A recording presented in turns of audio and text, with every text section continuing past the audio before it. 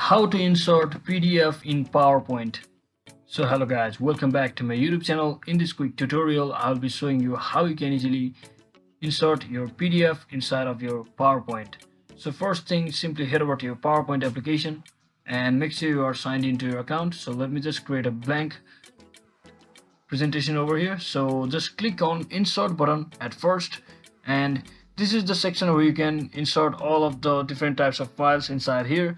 So first thing, what I want to do is just click on object file. So to be able to insert a PDF format file, it has to be embedded first. So just click on this object icon. This is the object icon for your reference, and you'll get multiple different options. So we need to choose create from file because we are choosing our own file. So just click on browse from over here. So let me just select my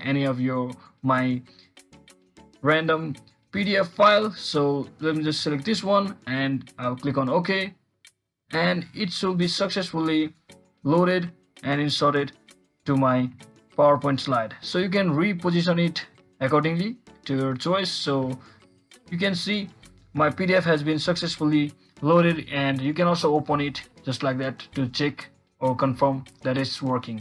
So that is exactly how you do it, guys.